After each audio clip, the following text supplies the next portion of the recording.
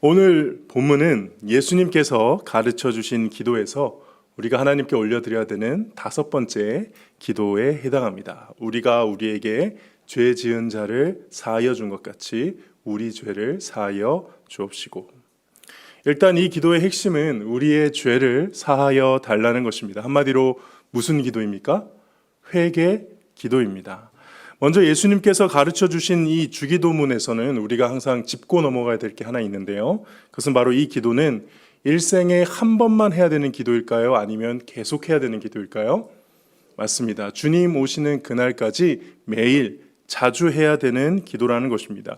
그러므로 9절에 보면은 그러므로 너희는 이렇게 기도하라 할 때 이 기도하라라는 표현이 명령형이면서 현재형이거든요. 한 번 끝나는 일회성이 아니라 계속해서 주님 오시는 그날까지 해야 한다는 것을 말씀합니다.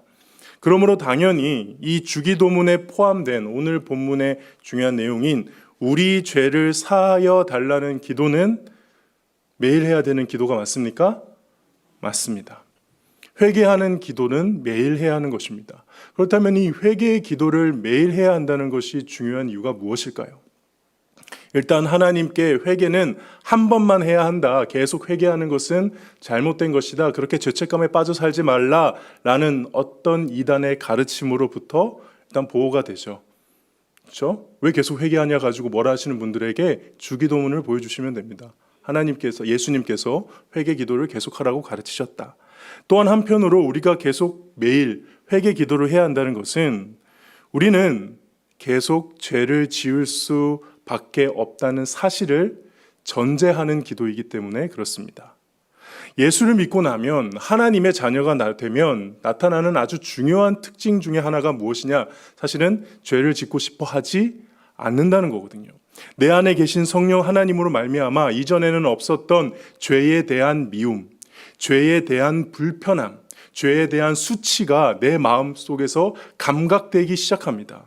이전에 마치 없었던 미각이 살아나서 짠맛과 단맛과 쓴맛을 알 수 있듯이 이전에는 죽었던 나의 영적 감각이 내 안에 계신 성령 하나님으로 인해서 나타나기 때문에 죄에 대한 불편한 감각들이 생긴다는 거죠. 근데 문제는 여러분들 죄에 대한 불편함 있으십니까?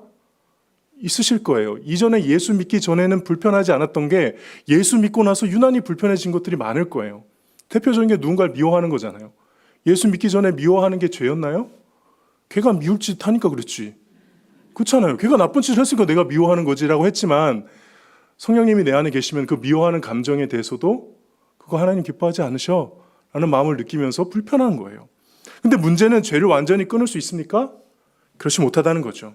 우리가 사는 이 세상은 죄악이 관영된 세상이고 우리 역시 이 죄악된 본성이 여전히 남아있기 때문에 이 땅에 사는 한 계속해서 죄를 지을 수밖에 없습니다. 그래서 거듭난 그리스도인에게만 나타나는 모순적인 영적인 상태가 있는데 그게 바로 죄는 무엇인지 알고 죄를 미워하고 죄를 싫어하고 진짜 가능하면 죄 안 짓고 싶다 하면서도 때로는 습관적으로 때로는 유혹에 이기지 못해 죄를 짓는다는 것이죠. 바울은 그러한 모습을 이렇게 표현했습니다. 로마서 7장 18절에서 24절 말씀 보면요. 내 속 곧 내 육신의 선한 것이 거하지 아니하는 줄을 아노니 원함은 내게 있으나 선을 행하는 것은 없노라. 내가 원하는 바 선을 행하지 아니하고 도리어 원하지 않는 바 악을 행하는도다.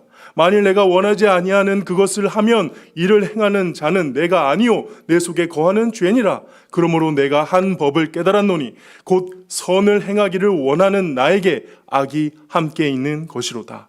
내 속사람으로는 하나님의 법을 즐거워하되 내 지체 속에 있는 지체 속에서 다른 법이 내 마음의 법과 싸워 내 지체 속에 있는 죄의 법으로 나를 사로잡는 것을 보는도다. 오호라 나는 공고한 사람이로다. 이 사망의 몸에서 누가 나를 건져내랴. 이러한 영적 상태이기 때문에 우리가 무엇을 매일 해야 된다는 거예요? 회개 기도를 해야 한다는 것입니다. 예수님을 처음으로 영접하면서 영적으로 죽었던 나를 다시 살리고 거듭나게 하실 때 하는 그 회심으로서의 회개는 한 번만 하는 게 맞지만 하나님의 자녀로서 이 땅 가운데 살면서 성화되어 가는 과정 속에서 계속 짓게 되는 그 죄악들은 어떻게 해야 되는 거예요? 계속 회개해야 하는 것이죠. 그러므로 오늘 본문에 근거하여 우리는 매일 회개 기도하는 사람이 되어야 될 줄 믿습니다. 근데 제가 여기서 하나 질문을 드릴게요. 우리가 회개 기도를 매일 하는 건 알겠어요. 그럼 회개 기도가 계속 늘어나야 될까요? 아니면 그래도 회개 기도가 가면 갈수록 줄어들어야 할까요? 그렇죠. 그렇게 생각하시죠. 근데 이거 오해입니다. 사실 회개 기도를 많이 하는 사람들이 아마 믿음이 약한 사람들이고 초신자이고, 우리가 신앙의 연수가 지나가면은 회개를 기도를 더 적게 하게 되어야 한다라고 저도 생각했고요. 우리 그렇게 생각하기 쉽지만은 여러분들 정말 신앙이 깊어진다는 것은 무슨 뜻입니까? 하나님과 가까워지는 거예요? 하나님과 멀어지는 거예요?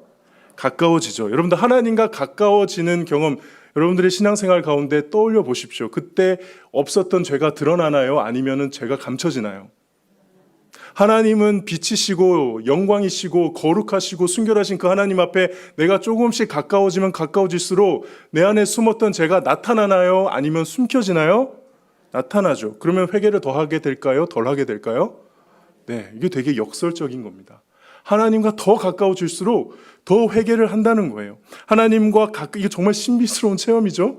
하나님과 가까워지면 내가 더 죄가 없어질 것 같은데 그게 아니에요. 그전엔 죄가 아니라고 생각했던 것까지 하나님 앞에서 회개하게 되는 것.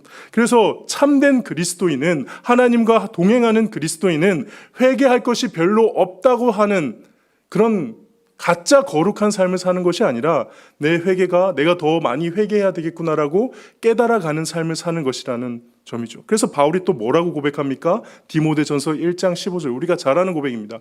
믿보다 모든 사람이 받을 만한 이 말이여, 그리스도 예수께서 죄인을 구원하시려고 세상에 임하셨도다 하였도다. 죄인 중에 내가 괴순이라. 여러분들 바울이 숨겨놓은 죄가 많아서 이렇게 고백했을까요? 저는 아니라고 생각합니다. 바울처럼 평생에 하나님께 자신을 바친 사람도, 하나님과 동행하며 하나님의 사역에 전심을 다한 사람도 하나님과 가까이 나갔을 때, 하나님과 친밀해졌을 때 자신을 돌아보면 그 거룩하심 앞에 자신의 부족함을 이렇게 고백할 수밖에 없다는 것입니다. 바울도 이럴진데 하물며 저와 여러분은 어떠하겠습니까? 사랑하는 성도 여러분, 예수 믿는 사람이 절대 피해야 할 최악의 영적 상태에 대해서 제가 말씀드릴게요. 말은 하지 않지만 속으로 이렇게 생각하는 거예요. 그래도 나 정도면 괜찮지 않나? 그래도 나 정도면은 그리스도인답다고 해야 되지 않나? 이게 바로 그리스도인이 가질 수 있는 최악의 영적 상태입니다. 하나님과 가깝지도 않고 스스로 큰 죄인이라고 생각하지도 않기에 회개도 하지 않고, 본인은 충분히 하나님의 자녀라고 생각하고 있기에 더 양육받고 훈련받고 발전돼야 된다는 의식도 없이 그냥 자기 정도면 충분하다. 정확하게 예수님이 비유로 드셨던 바리새인의 기도가 그랬죠. 누가복음 18장 9절에서 14절 보면은 또 자기를 의롭다고 믿고 다른 사람을 멸시하는 자들에게 이 비유로 말씀하시되, 두 사람이 기도하러 성전에 올라가니 하나는 바리새인이요 하나는 세리라. 바리새인은 서서 따로 기도하여 이르되, 하나님이여, 나는 다른 사람들 곧 토색, 불의, 간음하는 자들과 같이 아니하고 이 세리와 같이도 아니함을 감사하나이다. 나는 일에 2번씩 금식하고 또 소득의 11조를 드리나이다 하고, 이렇게 기도를 한다는 거죠. 그때 예수님이 14절에 뭐라고 하십니까? 내가 너희에게 이르노니 이에 저 바리새인이 아니고 이 사람 세리가 의롭다 하심을 받고 그의 집으로 내려갔느니라. 그러므로 저와 여러분의 기도에 회개가 더 많아지기를 소망합니다.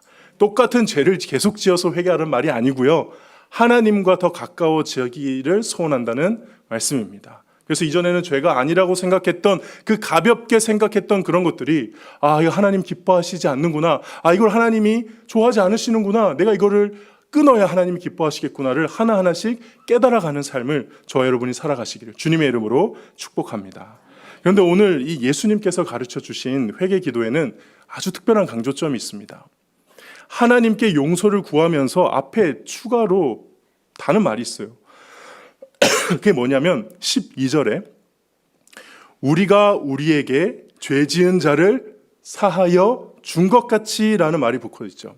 그러니까 우리 죄를 사해 달라고 기도하는데 앞에 뭐라고 붙어 있습니까?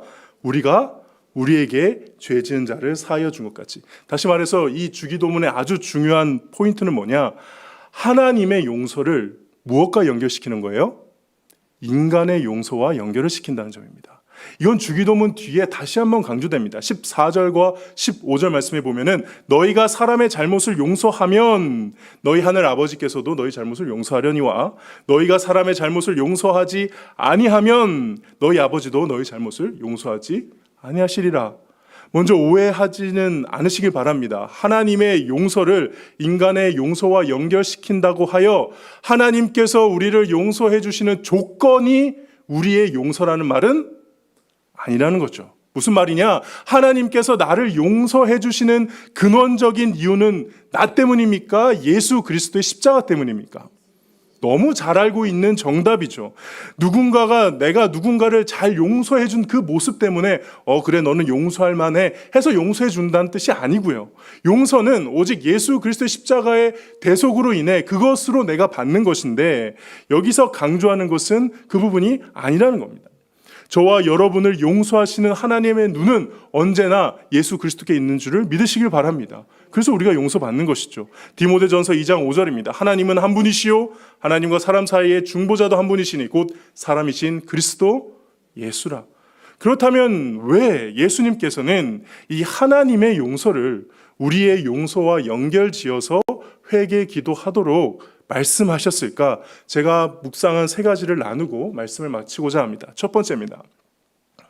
우리의 용서를 통해 하나님의 용서를 고백하는 것이기 때문에 그렇습니다. 우리의 용서를 통해 하나님의 용서를 고백하는 것. 여러분들, 하나님의 입장에서 용서가 왜 중요할까요? 왜 기독교는, 왜 교회는 그렇게 용서를 해야 한다, 이 용서를 아주 중요한 신앙의 덕목으로 계속해서 교육하고 가르치는 것일까요? 그것은 성경이 말씀하는 인간이 받아야 할 구원이 바로 하나님의 무엇이기 때문에? 용서이기 때문에 그렇습니다. 다른 종교는 구원을 뭐라고 설명하는지 저는 솔직히 자세히는 모르겠습니다.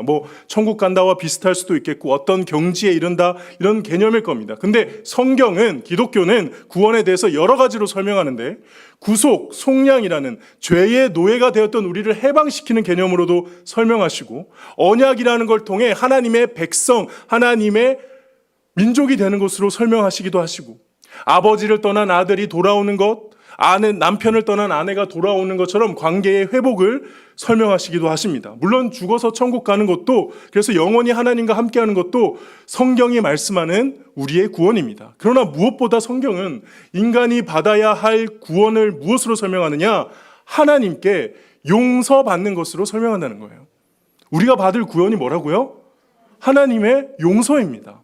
용서가 구원이라는 거예요. 그러므로 기독교에서 구원받은 사람의 다른 표현은 무엇이냐? 용서받은 사람이라는 뜻이에요. 더 정확하게는 용서받은 죄인이라는 뜻이죠. 이 용서받은 죄인은 용서하며 살아야 할까요? 용서하지 않으며 살아야 할까요? 어렵지 않죠? 초등학생도 이해할 당연한 논리 아닙니까? 당연히 용서하면서 살아야죠. 자기는 용서받아 놓고 다른 사람은 용서하지 않는다? 어떠세요? 그러면 안 되지 라는 생각 드시지 않습니까? 문제는 현대의 많은 그리스도인들이 이걸, 저를 포함해서 별로 중요한 가치로 생각하지 않는다는 겁니다. 용서를 잘 안 해요. 용서 안 하는 것을 그리고 크게 대단한 문제라고 생각하지는 않습니다. 용서를 안 하며 사는 것은 적어도 말씀에 의하면 내가 용서받은 죄인이라는 것을 거부하는 건데, 그 고백을 거부하는 것이나 다름이 없는데 너무 쉽게 용서 안 하는 마음을 내 마음 안에 그대로 둔다는 겁니다. 용서해야 되는데 그 사람 얼굴 보면 다시 우라가 치밀어 올라. 이건 괜찮아요. 왜냐하면 이건 용서하는 과정 가운데 있는 거니까. 제가 말하고자 하는 것은, 제가 지적하는 영적인 상태는 용서를 안 한다는 것에 대해서 전혀 거리낌이 없는 상태를 말하는 겁니다.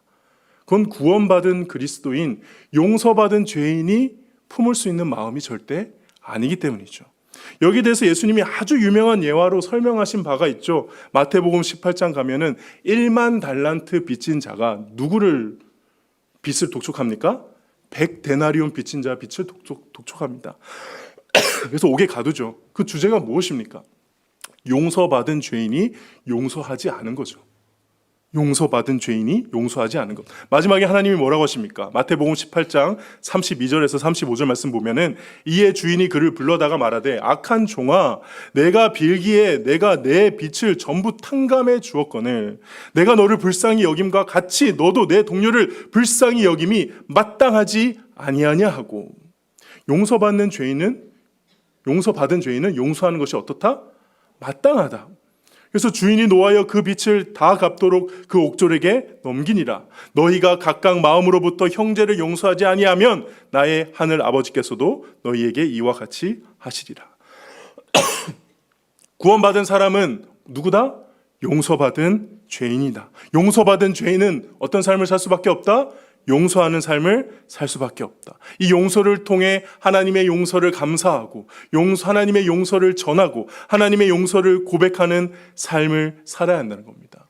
더 나아가 근데 만약에 네가 용서를 못하고 있어? 그럼 그거는 구원을 의심해야 될 정도로 하나님께 받은 용서를 의심해야 될 정도로 굉장히 심각한 거야 라고 말씀해 주고 있는 것이죠. 그러므로 그리스도인은 언제나 먼저 용서하면서 하나님께 용서를 구해야 한다. 그리스도인에게 용서는 해도 되고 안 해도 되는 그런 문제가 아니다라는 것을 가르쳐 주시기 위해 예수님께서는 하나님께 용서를 구하는 그 기도에 우리의 용서를 연결시켜서 기도하라고 말씀하고 계신 것이죠. 먼저 용서함으로 하나님께 용서받는 자임을, 구원받은 자임을 매일같이 고백하는 저와 여러분 되시기를 축복합니다. 두 번째, 하나님께서는 왜 하나님의 용서와 우리 용서를 연결하시고 우리에게 하나님의 용서를 받고자 한다면 먼저 용서라고 말씀하셨는가? 바로 우리의 용서가 그렇게 어려운 것이 아니다는 것입니다.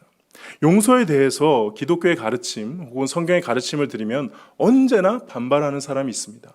만약에 내 자식을 죽인 사람이 있어도 그렇게 용서해야 된다는 것입니까? 나를 성폭행하고 나에게 폭력을 휘두른 그 사람도 내가 용서를 해야 한다는 것입니까? 그렇죠. 그런 경우에는 용서하기가 쉽지 않죠. 그런 분들에 가서 그래도 네가 용서해야 돼. 저는 그렇게 말하는 거 지혜로운 거 아니라고 생각합니다. 그렇죠. 그건 아니에요. 근데 제가 반문하고 싶은 게요. 그렇게 용서하기 힘든 경우가 분명히 있긴 있습니다. 근데 이것만 있습니까? 우리의 삶 가운데 우리가 해야 될 수많은 용서들 중에서 정말 용서하기 힘든 아주 비극적인 일들만 있나요? 아니면 생각보다 우리가 용서할 수 있는 일들이 많을까요? 네, 아직 잘 안 세어보셔서 잘 모르실 수 있을 거예요. 세어보십시오.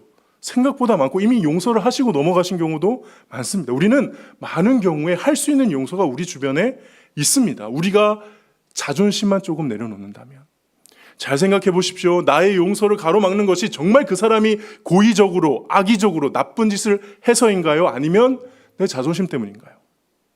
가만히 살펴보면 우리에게 할 수 있는 용서가 많음에도 불구하고 굳이 삶에서 잘 일어나지 않는 비극적인 그리고 비참한 이 예를 가정해 놓고 봐라, 용서하는 거 힘든 거 아니냐? 용서가 얼마나 힘든 건데 우리한테 그것을 강요하냐? 이러지 않는지 살펴봐야 됩니다. 신명기 30장 11절에서 14절 하나님께서 말씀을 주시고 나서 그 말씀과 명령에 대해서 이렇게 말하십니다. 내가 오늘 내게 명령한 이 명령은 내게 어떤 게 아니라고요?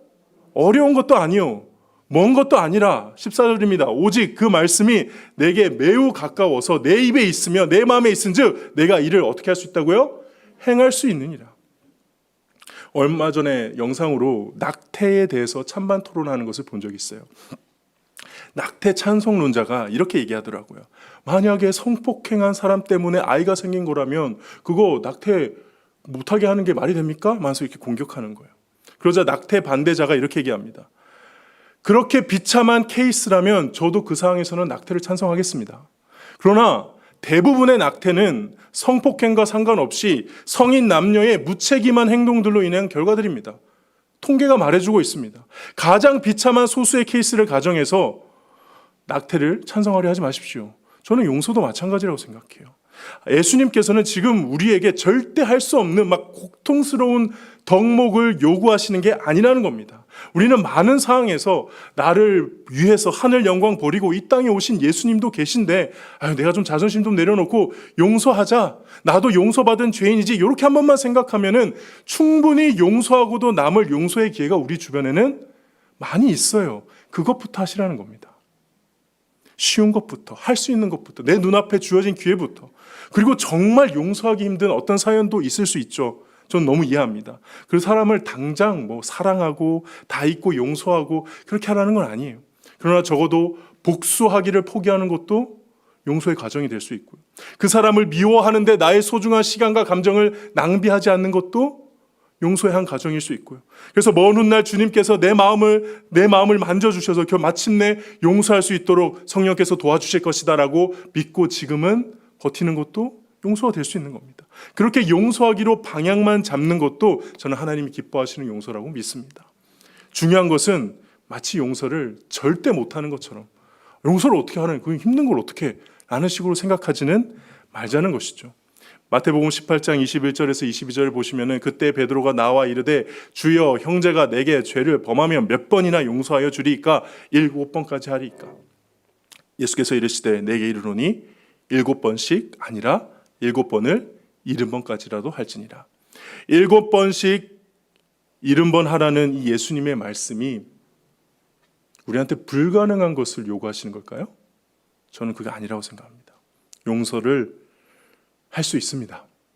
그렇게 마음을 먹고 그렇게 하나님 앞에 구하며 나아가는 게 중요하다는 거죠. 우리가 먼저 용서받은 죄인이라는 사실을 계속 붙들면서 말입니다. 세 번째, 마지막으로 예수님께서 하나님의 용서와 인간의 용서를 연결시킨 이유가 무엇일까? 그것은 하나님께 용서를 받았다는 핑계로 인간들이 주고받아야 할 이 용서의 책임이 사라지지 않게 하기 위해서라고 저는 묵상합니다. 유명한 영화가 있습니다. 제가 양육할 때나 강의할 때 예시로 많이 든 영화인데요. 밀양이라는 영화입니다. 여자 주인공이 아들을 유괴범에게 잃고 그래서 시리에 빠지게 되죠. 그때 어디서 위로를 얻냐면은 교회에 가서 위로를 얻게 됩니다. 그리고 기독교인이 되죠. 후에 감옥에 유괴범이 잡혀서 감옥에 들어갔습니다.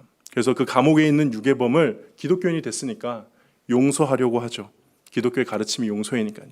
근데 가서 보니까는 감옥에 있는 유괴범이 어떻게 돼 있습니까? 하나님을 믿고 기독교인이 돼 있는 거예요. 그래서 자기는 하나님 믿고 용서받았대요. 얼마나 그 여인이 충격을 먹는지. 아니 아직 내가 용서하지도 않았는데 어떻게 하나님이 먼저 용서할 수 있냐고 분통을 터뜨리는 장면입니다. 사실 이런 류의 드라마가 꽤 많습니다. 꽤 많아요. 근데 여기서 말하는 주제는 뭐냐? 너희 기독교인들은 하나님께 용서받았다고 하면 끝이야? 라는 질문인 거예요. 근데 문제는 성경은 한 번도 우리가 하나님께 용서받으면은 인간에게 해야 될 마땅한 책임이나 도리를 함부로 해도 된다는 말씀을 하신 적이 없다는 겁니다. 먼저 예수님이 이렇게 말씀하시죠. 마태복음 5장 23절 24절 그러므로 예물을 제단에 드리려 가다가 거기서 내 형제에게 원망 들을 만한 일이 생각나거든. 뭐 하라고 했어요? 예물을 제단 앞에 두고 먼저 가서 형제와 화목하고 그 후에 와서 예물을 드리라. 하나님께 예배를 드리러 가는 거면 거기에는 반드시 하나님 앞에 나아가는 것이기 때문에 속죄제가 있죠. 근데 그 속죄제를 앞두고도 하나님 앞에 회개하면 된다 이렇게 생각하지 말고 네 형제에게 잘못한 게 있으면은 먼저 가서 용서를 구하고 화해하고 그 문제 처리하고 하나님 앞에 오라는 겁니다. 하나님께 회개할 거니까는 사람한테 회개할 것은 그냥 대충 해도 된다 안 된다? 안 된다는 거예요. 구약 성경 레위기에 보면은 속건제라는 제사가 있습니다. 무슨 제사냐? 내가 누군가에게 피해를 끼쳤을 때, 잘못을 해서 손해를 끼쳤을 때 드리는 제사입니다. 근데 이 제사 드릴 때 반드시 수반돼야 되는 것이 피해자에게 자기가 피해를 끼친 거에다가 플러스 5분의 1을 갚아주고 제사를 드려야 되는 거예요. 다시 말해서 하나님 앞에 회개했다고 피해자에게 얼렁뚱땅 넘어가지 않는다는 겁니다. 이 말씀을 하나님 마음에 가장 흡족하게 지킨 자가 누군지 아십니까? 삭개오죠. 누가복음 9장 18절에 삭개오가 서서 주께 여짜오되 주여 보시옵소서 내 소유의 절반을 가난한 자들에게 주겠사오며 만일 누구의 것을 속여 빼앗은 일이 있으면은 네 갑절이나 갚겠나이다. 사실 5분의 1만 해서 갚으면 되거든요. 근데 네 갑절 갚겠다 하죠. 예수님을 통해 하나님의 용서가 임하는 순간 그가 했던 가장 충격적인 일은 자신의 잘못으로 피해를 입은 자들에게 용서를 구하고 그 용서에 대한 합당한 대가를 치르는 것입니다. 오늘 본문은 물론 용서를 구하는 자의 입장이 아닌 용서하는 사람 입장으로 하나님께 용서를 구하는 거긴 해요. 그런데 잘 생각해 보십시오. 용서를 하는 사람이 있다는 것은 또 누가 있다는 거예요? 용서를 구해야 되는 사람이 있다. 그리고 또 질문 드리겠습니다. 우리가 항상 용서를 해주는 입장인가요? 아니면 용서를 구해야 되는 입장도 되나요? 구해야 되는 입장도 되시죠. 근데 참 신기한 거는 교회는 언제나 상처받은 사람만 있잖아요. 내가 상처를 줬습니다라는 사람은 생각보다 많지가 않은 것 같아요. 왠 줄 아세요? 근데 이거 되게 당연한 거예요.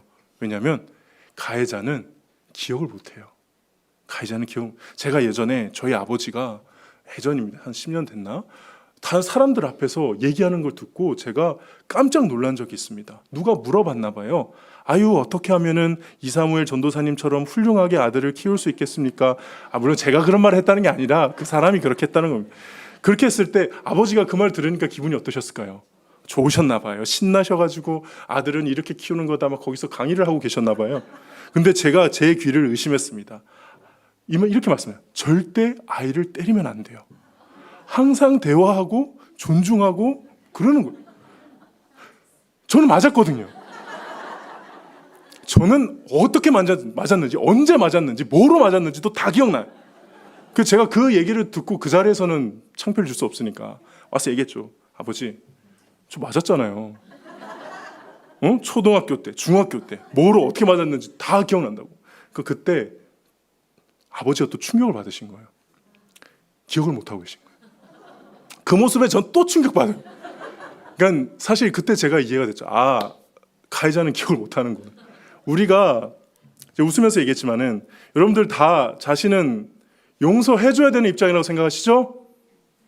그럴 거예요. 저도 그래요. 저도 아빠한테 내가 용서를 해줘야지라고 생각하고 있었는데 충격적인 사실, 기억도 못하고 상대가 말하지 않아서 우리가 용서를 구해야 되는데 구하지 못한 것도 많습니다. 우리는 용서를 해줘야 되는 것도 많지만 용서를 구해야 되는 것도 많습니다. 그런 의미에서 오늘 예수님의 가르침은 나 용서 잘했으니까 하나님 나도 용서해 주세요, 이런 수준의 기도가 아니라고 믿습니다. 하나님, 혹시나 제가 놓치고 있는 용서를 구해야 할 사항이 있다면 주님 그 용서를 구하게 해 주시옵소서. 철저하게 피해를 보상하고 바로 잡아야 할 일이 있다면 그렇게 할 수 있는 용기를 주시옵소서. 하나님의 용서를 받는 제가 이 땅에서 사람의 용서를 받지 못하는 일이 없게 하여 주시옵소서. 이렇게 용서받는 자로서 혹은 용서하는 자로서 하나님 앞에 용서를 구하며 나아가는 것입니다. 에베소서 4장 32절, 서로 친절하게 하며 불쌍히 여기며 서로 용서하기를 하나님이 그리스도 안에서 너희를 용서함 같이 하라. 용서하기 앞에 뭐라고 붙였죠? 서로 용서하기를. 용서하는 사람 따로 있고 받는 사람 따로 있는 것, 물론 그 순간에는 맞지만은 전체적으로 봤을 때는 아닙니다. 우리 모두가 사실 용서해야 될 사람이고 용서받아야 되는 사람이죠. 그리고 하나님의 용서를 받을수록 인간의 용서를 간과하거나 무시해서는 안 된다는 거죠. 삭개오처럼 더 철저하게 인간의 용서를 구하고 보상하고 책임지는 것이 진짜 하나님께 용서를 받는 길이라는 겁니다. 그래서 하나님은 굳이 하나님께 용서를 구하는 이 기도에 인간의 용서를 연결해서 우리에게 가르치신 것입니다. 말씀을 정리하겠습니다. 오늘 본문은 결국 우리가 그리스도인이 되어서 매일같이 경험해야 되는 진정한 영적인 체험이 무엇인지를 알려주고 있습니다. 바로 무엇입니까? 용서하는 체험이요, 용서받는 체험입니다. 하나님께 용서를 구하는 일은 매일 해야 될 줄 믿습니다. 그것이 하나님께 더 가까워지는 사람일수록 더 많아지는 것입니다. 특히 우리가 먼저 우리에게 죄 지은 자를 용서해 줌으로써 나는 하나님께 이미 용서받은 사람이다 고백하는 것입니다. 또한 우리가 용서가 어렵다는 핑계로 내 앞에 할 수 있는 그 작은 용서들을 놓치는 일 없으시기를 바랍니다. 그리고 또 나 또한 누군가에게 용서받아야 할 사람이라는 것을 항상 기억하며 하나님의 용서를 핑계로 인간의 용서를 소홀히 하지 않으시기를 주님의 이름으로 축복합니다.